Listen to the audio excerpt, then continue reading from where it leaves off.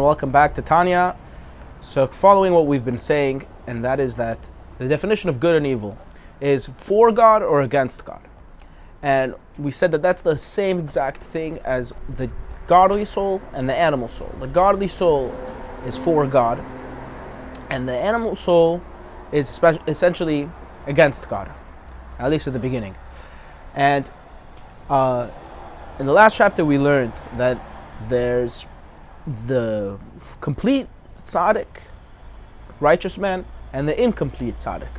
The complete Tzadik has fought against the evil inside of him so much that he's actually managed to transform it and turn it to good. And the incomplete Tzadik has fought the evil so much that he's debilitated the evil, but he hasn't yet transformed it to good. So following on this line of thought, we have the opposite. Perek Yud Aleph, chapter 11. And this is, by contrast to that, this term we actually found in the beginning of chapter 6, where the meaning of it is that, I believe it's from Kohelet, if I'm not mistaken, that everything in the world between good and evil, there's a parallel. So there's a parallel between good and evil. So the same way by good, there's something. There's the same similar thing exists in evil. It actually says that evil imitates holiness like a monkey imitates a human. So there's a similarity, there's a parallel in the evil realm that there's found in the realm of holiness. Rasha v'tovlo l'umat tzadik v'chalo. So parallel number one, and that's what we're going to speak about at length until the end of the chapter, where we're going to actually speak about the second parallel. And then the first parallel is the wicked man, that good is his,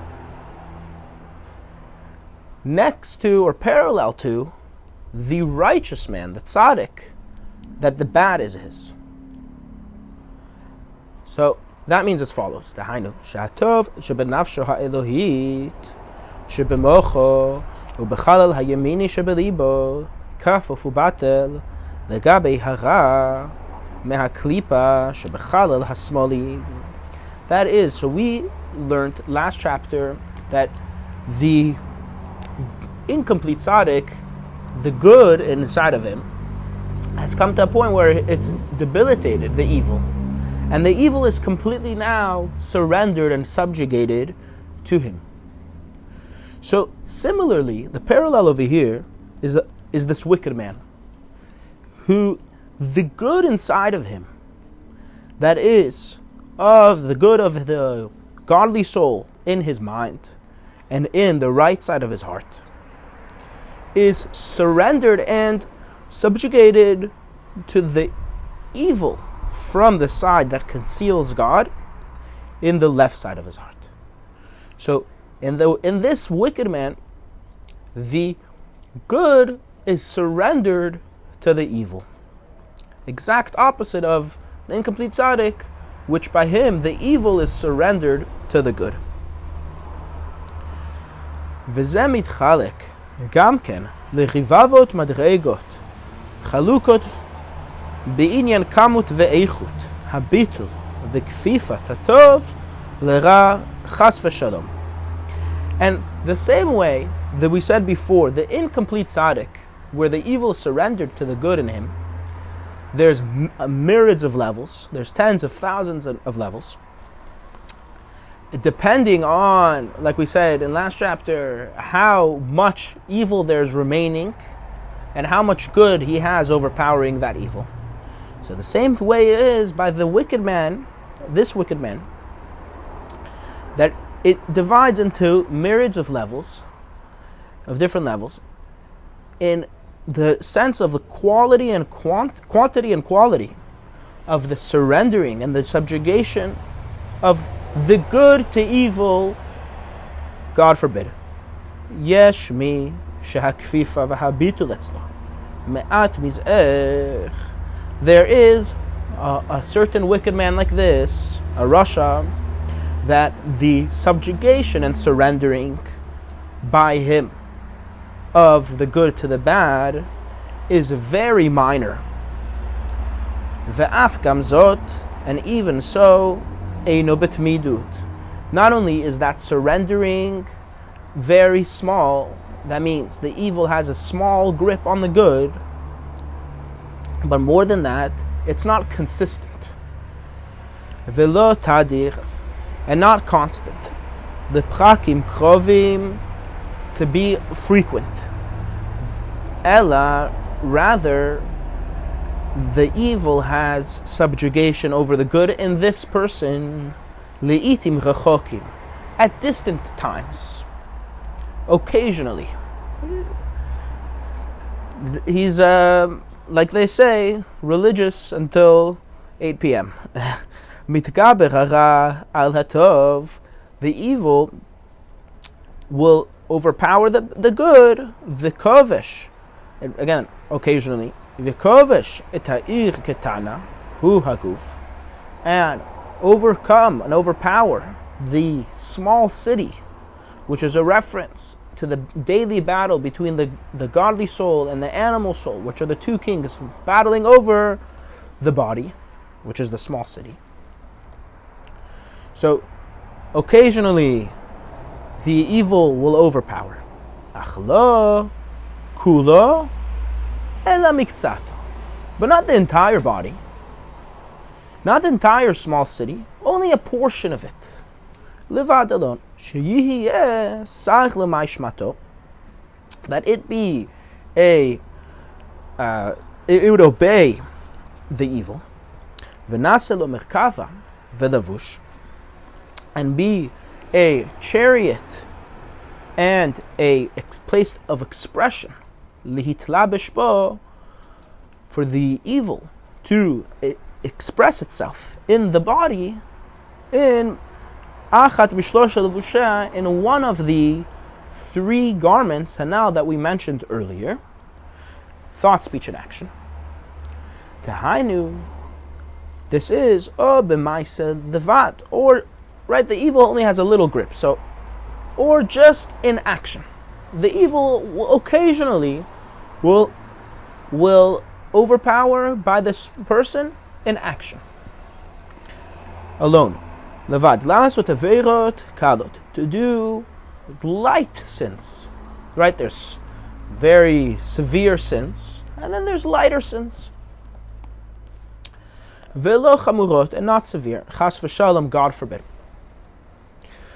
Or bedibur levad, or the evil will only overpower in that person's speech alone.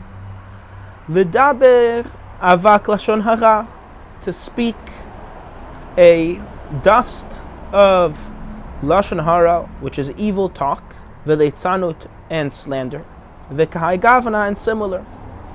So it's not literal evil talk about another person. He's not talking evil about someone else. It's a dust of evil talk. It's like, for example, someone that speaks good about another person in front of their enemy, because, why is it a dust of evil talk? Because then it's going to cause the enemy to start speaking bad about them. Or, for example, someone that says, oh, I'm not going to speak about this person because then I'm going to start speaking bad things about them. Statements like that are a dust of evil talk. So occasionally this happens to him. V'kahai gavna, and similar.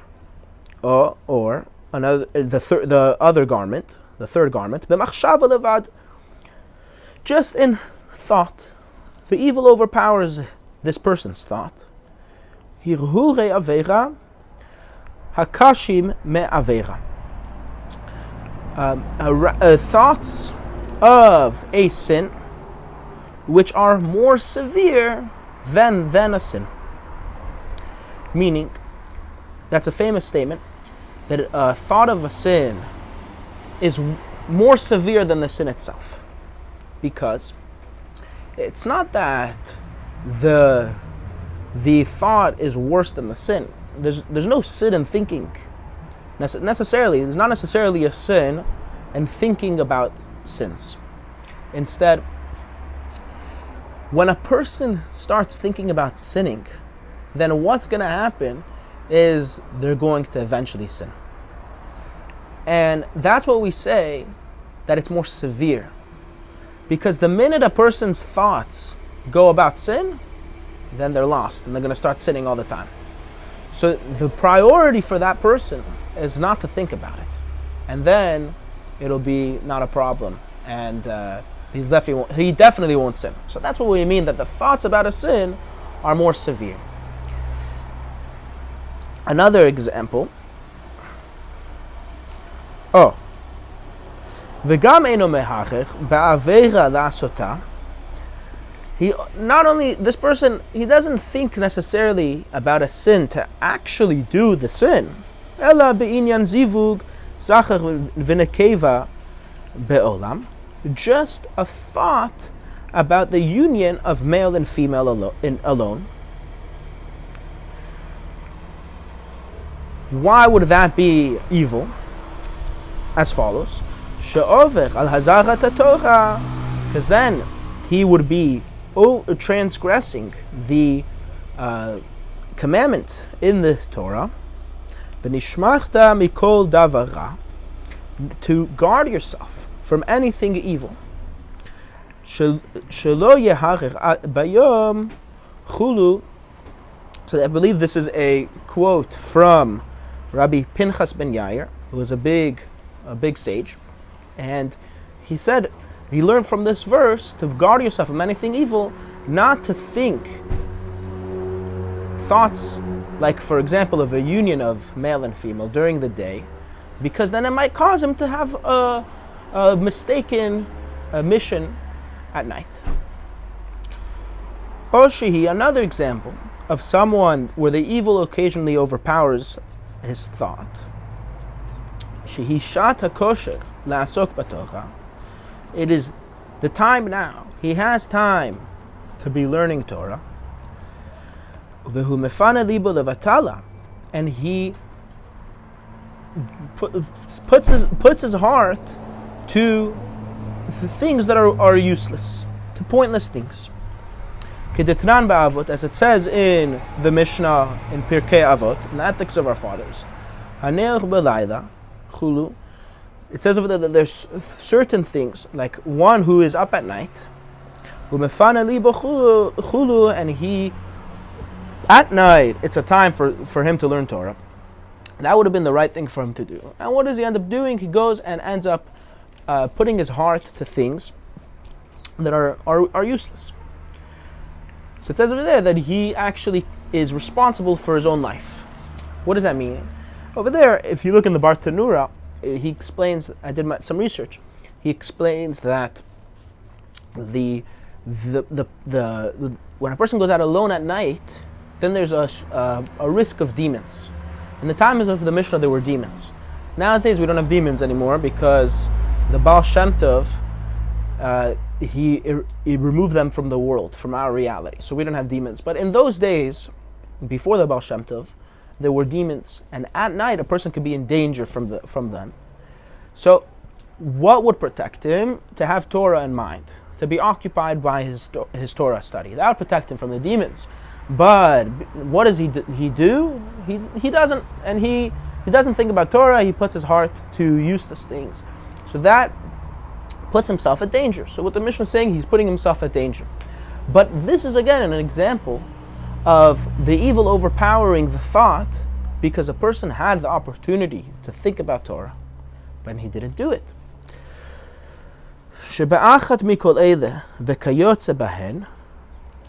That in any of the aforementioned examples of the time when the evil is overpowering the good,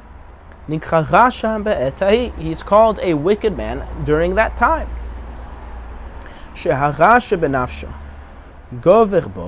Why is he called a wicked man?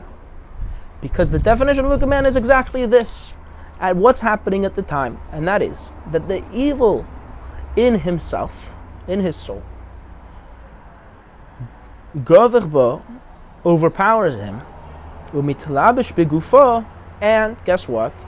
Comes into his trespasses into his body, causes him to sin. Umitamo, and become impure, which again, the definition of impurity is the same definition as evil, as we mentioned, I believe in chapter 7, chapter 6, that it's against the will of God. And afterward, so because this is just a temporary, first of all, a light surrendering of the good to the evil, but second of all, it's temporary. It's just occasional. Afterward, gover bohatov shebenafsho, the good in himself, shebenafsho Elohit, in his godly soul, the good in his godly soul, overpowers once again. Umitcharet, and he has regret. Umivakesh mechila, and he asks for forgiveness, v'slicha ma'Hashem, for forgiveness and sorry from God. Hashem yislachlo, and God will certainly forgive him.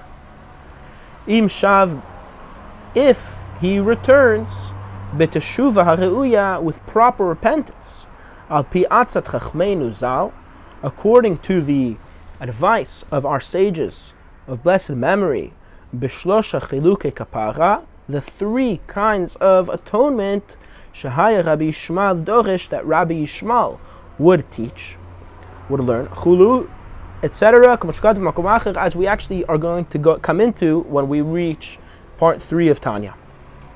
It's right at the beginning of part 3 of Tanya, where there's different kinds of sins, a transgression of a positive commandment, negative commandment, and then even more so a commandment that has the cutting off of the soul. There's different ways of atonement. So when a person fulfills those atonements, then for sure they're forgiven. So now, what's this person? This person who, again, is wicked, and the evil in him is overpowered the good. By this guy, there's different levels. So by this guy, it's a temporary overpowering that he'll go astray from God and do evil things, and then he'll regret it and come back to serving God. And then once again after that, he'll go astray and follow his evil ways. And then once again, he'll come back and continue serving God.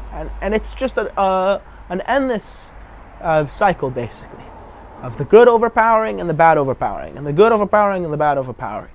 It happens all the time, essentially.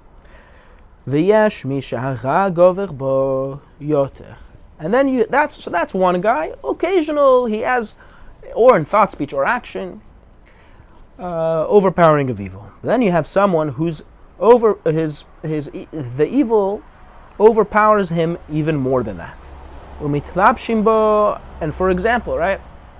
Umitlapshim bo kol shlosha levushim shel hara, and in him express all the 3 garments of evil, of thought, speech, and action. All the time, his thought, speech, and action is non-stop, uses an expression of evil. Umachtia, and causes him to sin, be'aveirot chamurot yoter, with more severe sins, ubi'itim krovim yoter, and more frequently. Time, but when he's not sinning, when the evil is not overpowering him, mitcharet, he regrets it. Ubaim lo hihure teshuva, and he has thoughts of teshuva. Mibchina tatov shebenafsho, from the good in his soul, which just from his godly soul. Shemitkaber ktsat b'ntayim, that a little bit overpowers in the meantime. Ella, rather, she'ein lo hitkabrut kol kach, that the good does not overpower and strengthen so much, so lenatzeach et hara, to be able to be victorious over the bad, lifchosh met chatav legamri, to distance from his sins completely, to accept and acknowledge his sin and leave it. Ve'al zeh amru Chazal, and on this our sages of blessed memory said, Reshaim, wicked people, meleim charatot, are full of sin. Shehem rov reshaim, that these are the majority of wicked people.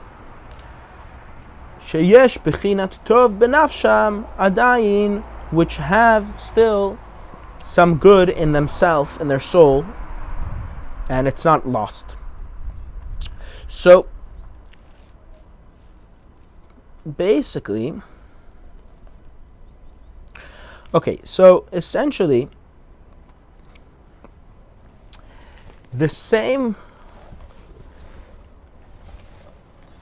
way we said in the last chapter that the majority of righteous people, of tzaddikim, are those that are incomplete, the incomplete tzaddikim, who's overpowered the evil, so much so that it's debilitated, and it doesn't put up a fight anymore. He's been victorious over it. And the few are the complete tzaddikim, so too over here, the same way the wicked man that has overpowered the good are the majority of people nowadays.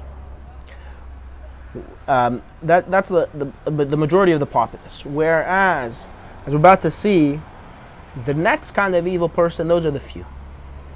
And that kind of evil person who's overpowered the good, the evil inside of him, this wicked person, that the evil inside of him has overpowered the good, it depends on the person, but it's not constant. It's not always. It's a constant back and forth that he goes astray from God and does evil things. Some less evil, some wicked people less evil, some more evil, some only the thought, speech, or action, some all three, some more frequently, some less frequently. And then he has a thought of repentance and he returns to God. And just the thought of repentance already causes his sins to be wiped away. And then he goes astray and goes again to do evil things, and then once again he regrets it and comes back to God. However, mi she'eino mitchachet le'olam, the other kind of wicked person is one who never regrets. Ve'ein ba'im lo hichure teshuva klal, and he doesn't even get thoughts of teshuvah, of repentance, ever. Nikra, so that is already characterized, that's a very rare thing, and that is characterized as rasha v'ralo, a wicked man, and evil is his. Similar to what we said before, that the complete tzaddik, the evil inside of him, is transformed to good. So this evil man, his good has been transformed to evil. He doesn't have any more good left inside of him. It's gone. It's not there anymore. He doesn't have any feelings of regrets on the evil that he does. The evil of his soul is alone what is left inside of him. Because it overcame and it overpowered so much on the good, until the fact that it completely left and ascended from inside of him. However, here's the big but. It's not inside of him, this evil man. The good is not there. However, it's on top of him. It's outside of him. It's hovering over him. From above. So the good is not inside of him, but it's outside of him. And it can have an influence on him. The good outside of him can indeed have an influence. And therefore, our sages of blessed memory said, Al kol biyasara shchinta sharia. On any 10 Jews, even if they're not learning Torah, but 10 Jews are together, the Shechina, which is the divine presence, rests on top of them. And that could be even this level of a wicked man, doesn't have any good inside of him. If he's there with 9 other Jews, then the Shechina's there. The Shechina's on top of them. Because by him, even though the good's not inside of him, the good is certainly on top of him. Thank you very much for joining.